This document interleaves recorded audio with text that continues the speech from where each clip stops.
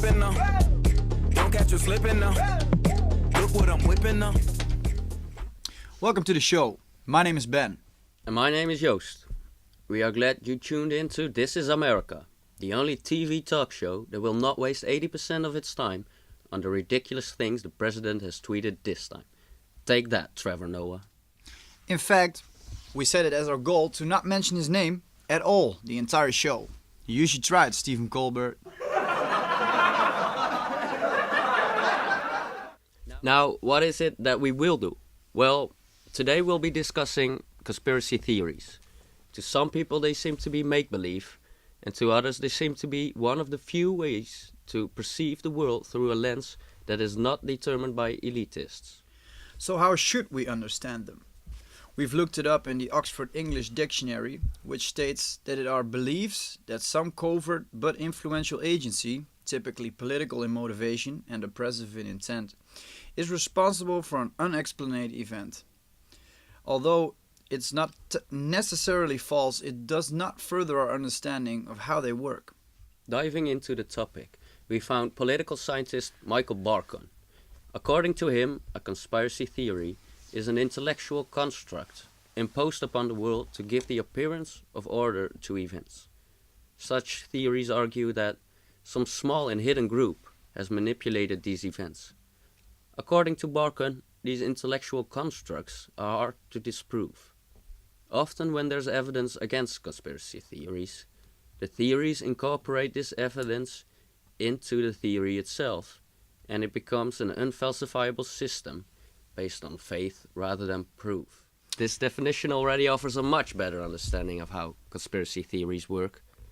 But to really understand the mechanisms that truthers, as conspiracy theorists are also called, employ, we'll have to investigate real theories. One more general note before we'll do this. Robert Blaskowicz, assistant professor of critical thinking at Stockton University, adds that conspiracy theory is always used as a derogatory term. This becomes clear, for example, from the conspiracy theory that the phrase conspiracy theory was popularized in the 1960s by the CIA to discredit those who dared to question the Warren Commission, the commission investigating the assassination of John F. Kennedy.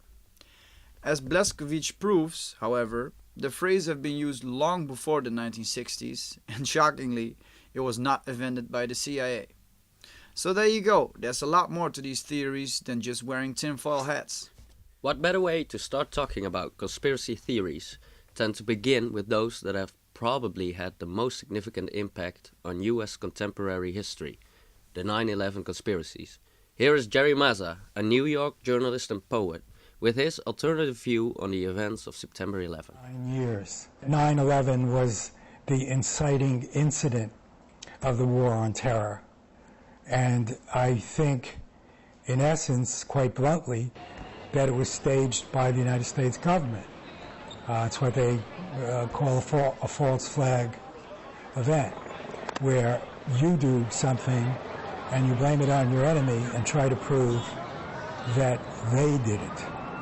But the evidence, if you sit down and think about it and study it and read about it, points to the fact that it was what we call an inside job. There was no inquiry as to who did it. All of a sudden they pulled 12 pictures out. These were the 15 guys, supposedly, who did it. Now, if they had those pictures, why didn't they listen to all the warnings that they had for months before from practically every Western and Mideastern nation on earth? People were warning them something's going to happen. But in fact, stories were suppressed, whistleblowers were silenced. Your take is that the Bush administration was behind all of this? I think the Bush administration, with some help from the Saudis, Pakistan was involved, and I would say Israel as well. Mazza says that the Western allies, as well as Middle Eastern countries, warned for these people, proving that these people did it, which you would consider evidence against a conspiracy theory that claims 9/11 was an inside job.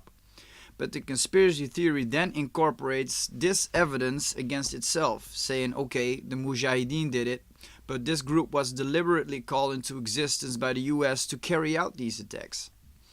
Theories like this have acquired significant public attention. Who doesn't recognize the phrase "jet fuel can't melt steel beams"? Another popular theory is that the media was complicit with the government. BBC correspondent Jane Stanley reports on the collapse of the Solomon Brothers building next to the two collapsed towers. However, conspiracy theories claim that she reported it before it actually happened. Mazza and other conspiracy thinkers assert that 9/11 was staged to justify a war on the Middle East. The ultimate scapegoat for the attacks had to be Osama bin Laden. Let's listen to what Jerry Mazza has to say about him. There's nothing to be gained. The people of Afghanistan did not attack us. There was a claim made that Osama was hiding there. They didn't find him in 7 or 8 years. In fact, David Ray Griffin, who wrote this book, has written another book stating that Osama died in December of 2001 because he had a very serious kidney condition. He was under kidney dialysis. He was last seen in August of 2001 in the American hospital in Dubai with his CIA handler. I mean, the CIA put together the Mujahideen with help from the Saudis and a lot of money with help from Pakistan. Mazza claims that bin Laden suffered from kidney disease and that he actually died in December 2001 in a US hospital in Dubai. He was supposedly seen with a CIA handler, which according to truthers is evidence that the CIA put together the Mujahideen and is therefore responsible for 9/11. On the evening of May 1st, 2011, however, the American government claimed that bin Laden had been killed during a raid of the Navy SEALs in Abbottabad, Pakistan. After the raid, codenamed Operation Neptune Spear, the official story goes US forces took his body to Afghanistan for identification, during which supposedly pictures have been taken. The body was then buried at sea within 24 hours of his death, in accordance with Islamic tradition. The photos, however, have never been released, and with the burial at sea, there is no evidence that the official story checks out. This official story should be evidence that the conspiracy theories are wrong. But instead, truthers point out the lack of evidence and deem it to be a cover-up story. In this train of thought, the stories are invented to cover up the problem the government was having, that bin Laden died back in 2001. Other truthers who resist the claim that bin Laden died in 2001 claim that he is still alive today. We agree with these truthers that there is no real reason to trust the government story or the media news coverage if they don't present any evidence. On the other hand, what evidence do they provide themselves? The witness account that Mazza brings up does definitely not have more credibility than the US government story.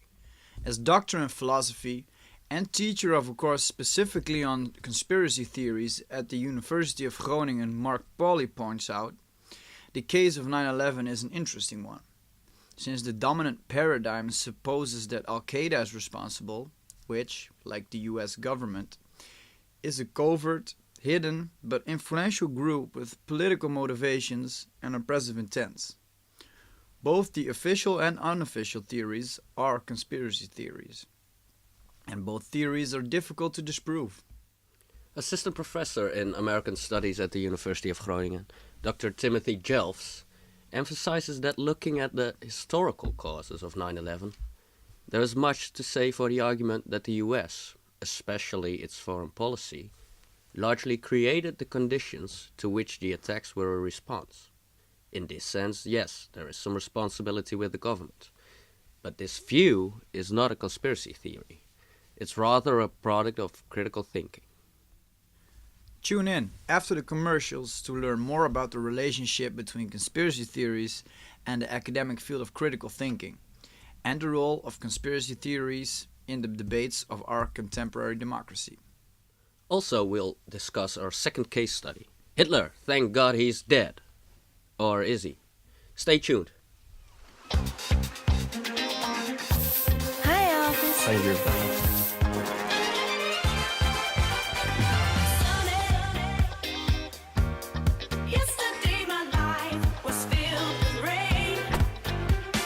Hey, Jude.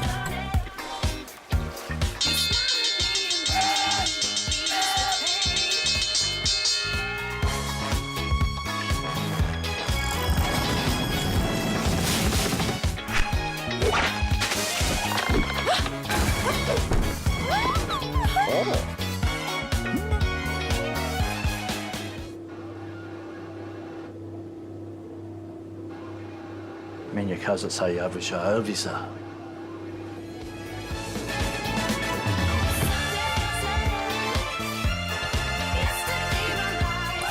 Close call. Bavaria Radler. Lekker relaxed. Welcome back. Our next topic does not have the same significance for our understanding of the course of history and of today's world order as the 9/11 conspiracy theories, but arguably it's even more sensational. Is the story that Hitler committed suicide in his bunker at the end of World War II a hoax? Yeah, that's right. We refuse to talk about that guy in office, the one Seth Meyers talks about all the time. But talking about Hitler, sure, why not? So, has he fooled everyone? Did he manage to escape to Germany? And did he continue to live?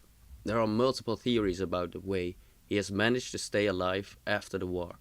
Allegedly, he's been spotted in Spain. Other sources claim they saw him in South America.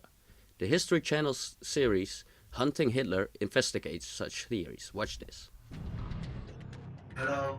Okay, hello. Thank you so much for your time. We have some questions for you. If we go back for a moment, how old were you in 1945? 15 años, sí. What were you engaged in? Construction. Okay, great. What I'd like to ask you, just in general terms, what you saw, if anything, related to Germans or Nazis in Spain. En el año 45. 1945, I was doing secret construction inside the monastery in Samos. We had to build secret compartments like tunnels. Los alemanes. And these Germans were Nazis? Alemanes, Nazis, sí, Nazis. Yes. And one of these guys was Adolf Hitler. He was right there. He wasn't wearing mustache or anything. No, Hitler. So, just for clarification, which month? May, 1945. I realized he was really Hitler because of the airplane. Tell me about the airplane. Me fui a trabajar a otra parte. I went to another town. The first thing I saw in this new town was a German airplane. The airplane landed in a potato field that this old man owned. And asked him how many people came in that plane. He said it was 5 people, and they were German. Did anybody that you know saw Hitler and get off that plane and told you this? The owner of the farm, many times, he kept asking that, do you think it was Hitler? And the people said, like, yeah. So if Hitler was on that plane, is that what you're saying? Where exactly was the location of this plane? Un pueblito in a little small town que se llama Corners. Perfecto.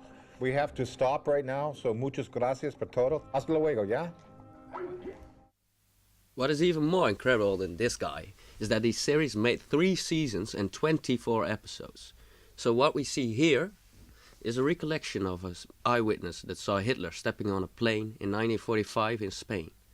This man did not recognize him as Hitler at the time, but was actually told by someone else that it was in fact Hitler. This makes for a very distorted eyewitness account, which begs the question why the show's audience find this worth to even consider.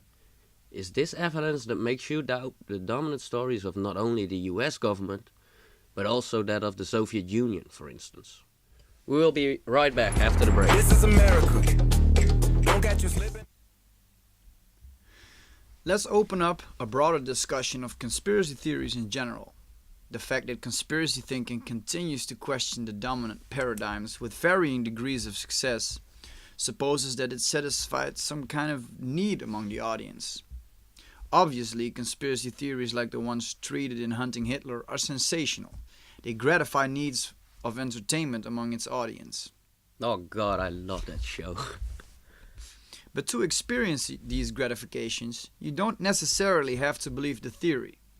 When we consider theories like the ones about 9/11, Dr. Pauly notices that people are prone to believe the theories is at least to some extent because people are removed from the kinds of institutions that conspiracy theories distrust: science, politics, and journalism. People distrust the media, especially now in the age of fake news and a guy that will not be mentioned in this show. And people distrust politicians, which do not live up to the promises they make. And they are right to do so. As Dr. Joost states it bluntly, why on earth should the public trust either the media or the government? Both institutions have a long history of lying and distortions, especially in the realm of war and foreign policy. As you can see, when we relate conspiracy theories to critical thinking, the possible positive values of it appear. Conspiracy theories assess paradigms created by institutions, which therefore do not have the power to say what they want to say or do what they want to do, while misleading the people. Then, the conspiracy theories themselves are assessed, as in a process of public deliberation. Public deliberation relies on reasoning to achieve the common good, culminating in either a judgment or a verdict.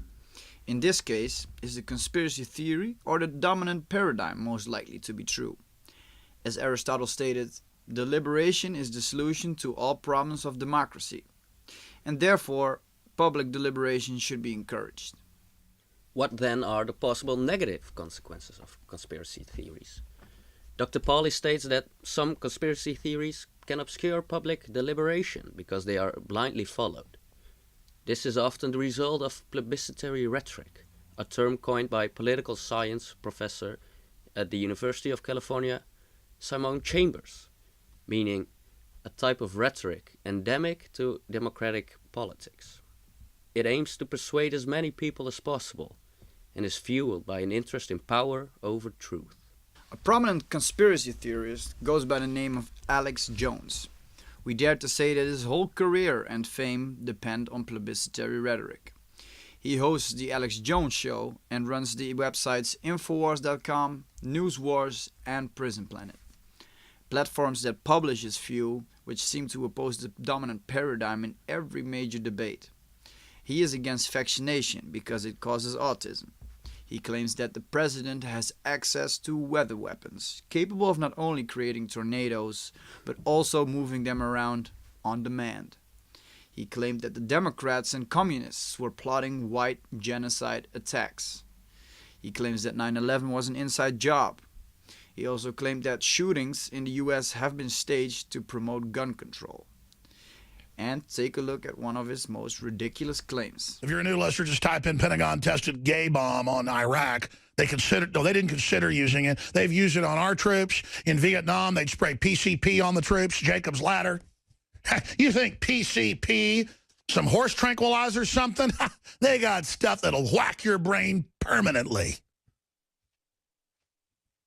Brain chips in the troops. They give the troops special vaccines that are really nanotech that already re-engineer their brains. Yeah, there it is, the gay bomb. Look it up for yourself. I mean, this is what they're... What do you think tap water is? It's a gay bomb, baby. And I'm not saying people didn't naturally have homosexual feelings. I'm not even getting into it, quite frankly. I mean, give me a break. You think I am like, shocked by it, so I'm up here bashing it because I don't like gay people? I don't like them putting chemicals in the water that turn the friggin' frogs gay. Do you understand that? Serious crap. I'm sick of being social engineered. It's not funny. This is just the tip of the iceberg, but you have an idea of the person Alex Jones. Now, several of his claims have been proven to be false. It is not likely that he was simply mistaken, nor has he admitted he was wrong in these cases. Furthermore, he has a clear motive to apply plebiscitary rhetoric. Every person he persuades, or even only brings to doubt, will visit the platforms to find out more. Through his theories, he allegedly acquired a net worth of $10 million. You know what I also heard about this guy? No? Apparently he had a real close connection with that guy. What's his name? Oh, you mean the guy that James Corbyn has to mention like every single day? That's the one. That's the yeah, one. yeah. I heard that too.